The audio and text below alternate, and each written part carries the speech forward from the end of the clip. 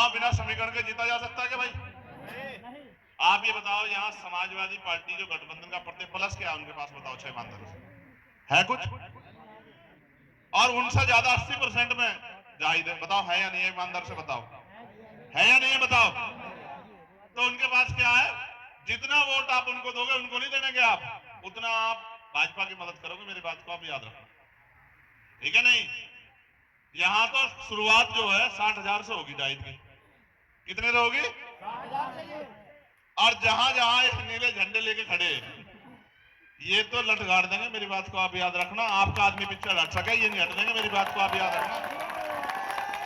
नगीना में ये खड़े, नगीना वाले उधर जो काम कर रहे हैं, मैंने इन्हें इस बारे में बुलाया कि मेहनत कर लो।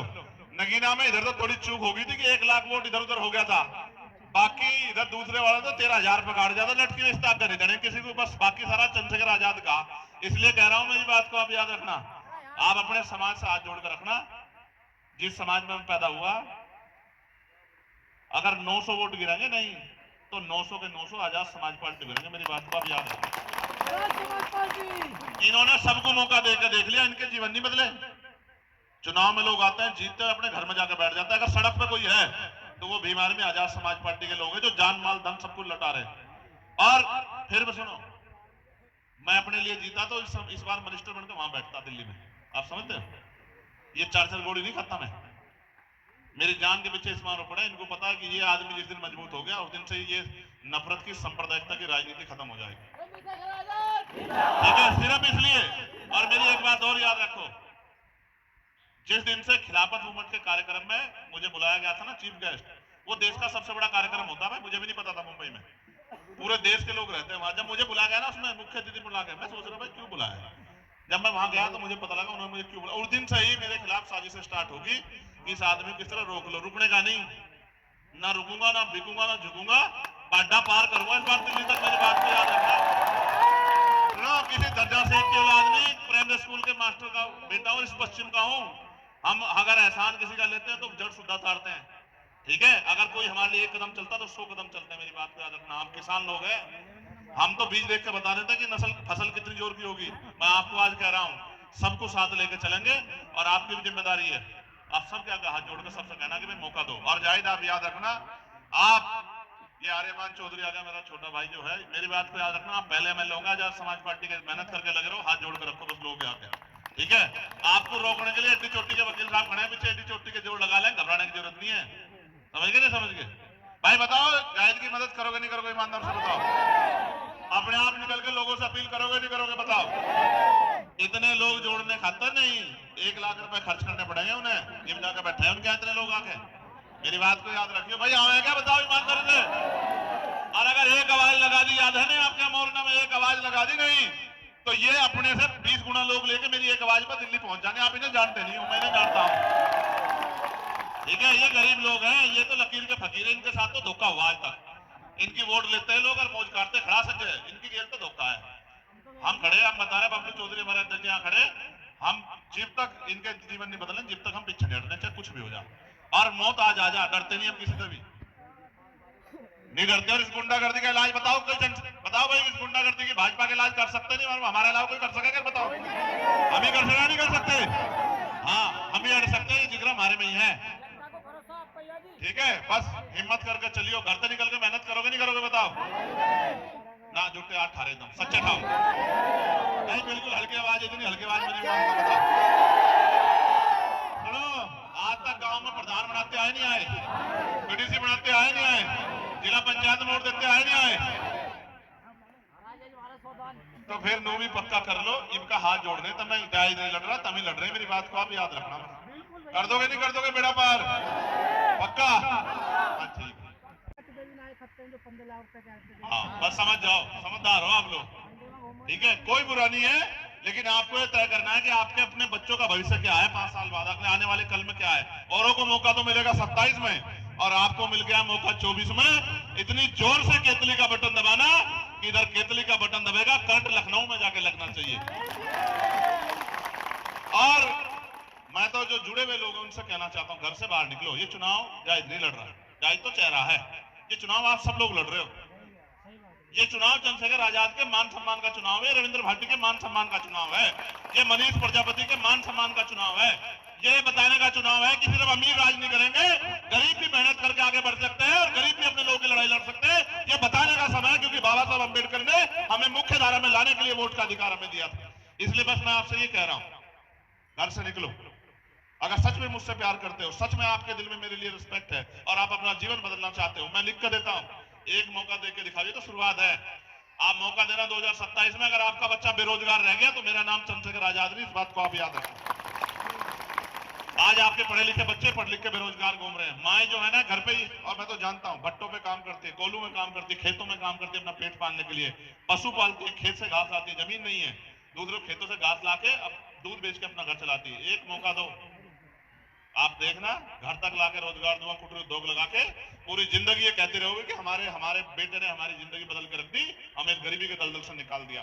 अवसर की बात है ना, जो पैसा पूंजीपतियों पे खर्च हो रहा, बताओ बिजली का बिल क्या है अभी? 8 रुपए यूनिट। क्यों सोने के तारों में आ रही बिजलियां? फैक्ट्री वालों की बिजली तो माफ, उनका बिल हाफ, और पूंजीपतियों का कर्जा माफ, लेकिन किसान का नहीं करेंगे बिजली का बिल माफ, गरीब का नहीं बिजली का बिल माफ करेंगे, इनके कनेक्शन काटेंगे। अभी हमारे यहाँ काटा था एक आदमी ने, मैंने उसको समझा दिया कि सारे कनेक्शन काट दो, इस बात को याद रखना, अगर किसी गरीब के घर जाके कनेक्शन काटने का कर दिया, ठीक है? अब पता करवा लेना। मैं तो कि हम किसी के खिलाफ नहीं, हम तो उनके लिए लड़ाई लड़ रहे हैं जिनको आज भी इंसान नहीं माना जा रहा है, जिनके साथ जुल्म हो रहा है, जो रोटी कपड़ा मकान के भी मोहताज है। और ये घर इस बात की गवाही दे रहे हैं। आप अपनी गर्दन उधर करके देखो, आपको पता लगेगा। जहां अमीरों के जानवर भी नहीं रहते, उस ऐसी जगहों पे गरीबों को अपना जीवन जो है यापन करना पड़ रहा है। एक माँ मिली थी अभी थोड़ी दूर पीछे, यहां से आज होगी, उसके पैरों में चप्पल नहीं थे, हाथ में फूल थे। जहां वो खड़ी हुई थी वहां खूब कीचड़ था। देख के तो बड़ी तकलीफ होती है कि क्या कर दूं, लेकिन अभी मेरे हाथ में वो ताकत नहीं। लेकिन मैं ये समझता हूं, जिस उम्मीद से हम लोग काम करें, जिस उम्मीद से हमारी पार्टी के लोग काम कर रहे हैं, मैं जिला कमेटी का, प्रदेश कमेटी का, दोनों संगठनों की और भाई रविंद्र भाटी जी का, सबका बहुत बहुत धन्यवाद करता हूं, क्योंकि उन्होंने हमेशा मेरी बात पर पहरा देके मुझे ताकत देने का काम किया है। आज हमारे बीच में ये जो कार्यक्रम है, ये कुछ दलों के लिए सिर्फ ये चुनावी कार्यक्रम है कि वोट डालने हैं और परिवर्तन करना है या उन्हीं हालातों में रहना है जिनमें रहना है, लेकिन हमारे लिए ये जंग है। हालात बदलने के लिए लड़ना पड़ेगा, बिना लड़े कुछ मिलता नहीं है। मांगने से भीख मिलती है, अधिकार छीनने पड़ते हैं। और बाबा साहब अम्बेडकर अपने 4-4 बच्चों की कुर्बानी से हमें सबसे बड़ा हथियार दे गए, वो है हमारी वोट। ये वोट जब तक हमारे पास है, तब तक बड़े बड़े कुर्ते वाले, बड़े बड़े महलों वाले, बड़े बड़े गाड़ियों वाले, बड़े बड़े धरना सेठ चुनाव के बीच हमारी बस्तियों में आके हमारे पैर पकड़ के और हमसे आशीर्वाद लेते रहेंगे। हमें दादी, हमारी घर की महिलाओं को दादी, चाची, ताई, पता नहीं क्या क्या, भाई, चाचा, ताऊ, दादा बोलते रहेंगे, लेकिन चुनाव के बाद 5 साल कोई हमारी बस्तियों में दिखाई नहीं देगा, गरीबों की बस्तियों में दिखाई नहीं देगा। क्योंकि सत्ता में बैठे लोग तो क्या कर रहे हैं, जो सबके साथ सबके विकास की बात करते हैं, उन्होंने 27,000 स्कूल बंद करने का अभी नोटिफिकेशन जारी किया कि हम 27,000 स्कूल बंद करें। आप ईमानदारी से बताओ, सरकारी स्कूल में किसका बच्चा जाता है? गरीब का, किसी अमीर का तो नहीं जाता। बाबा साहब ने क्या कहा हमें, बाबा साहब ने हमें पहला नारा ही क्या दिया, शिक्षित बनो। जब हमारा बच्चा पढ़ेगा ही नहीं तो 400 रुपए की मजदूरी करके क्या अपना घर बना पाएगा 10 साल में, 20 साल में? क्या एक 4 रुपए गाड़ी ले पाएगा? मैं बुनियादी बात कर रहा हूं। वो ये चाहते हैं कि हम गुलाम बन के इस देश में जिए, और हम ये चाहते हैं कि हम गुलामी की बेड़ियां काट के इज्जत की जिंदगी अपने लोगों को दे, हर आदमी को दे, जो उनका अधिकार रहता है। हम सब के लिए लड़ते हैं, किसानों के लिए लड़ते हैं, महिला बहनों के लिए लड़ते हैं, पहलवानों के लिए लड़ते हैं, नौजवानों के लिए लड़ते हैं, हर आदमी के लिए लड़ते हैं जिस पर जुल्म होता है। और तब तक लड़ते रहेंगे जब तक हमारे शरीर में लहू का आखिरी कतरा, क्योंकि हमारे गुरुओं, संतों, महापुरुषों ने हमें सिखाया है। और हम अपनी ड्यूटी को कर रहे हैं। आज मेरे संज्ञान में एक बात आई थी, भाई अमरेश जी की प्रतिमा लगी है, प्रतिमा कहीं लगे तो उसका सम्मान होना चाहिए, उस पर एक छतरी लगनी है। मैं ये मेरी हैसियत इतनी नहीं है, लेकिन मेरी तनख्वाह है, मैं अपनी तनख्वाह से छतरी को लगाऊंगा, इस बात का मैं आप लोगों से वादा करता हूं। अपनी तनख्वाह से किसी का नहीं, कोई जिंदाबाद नहीं, ये मेरा काम।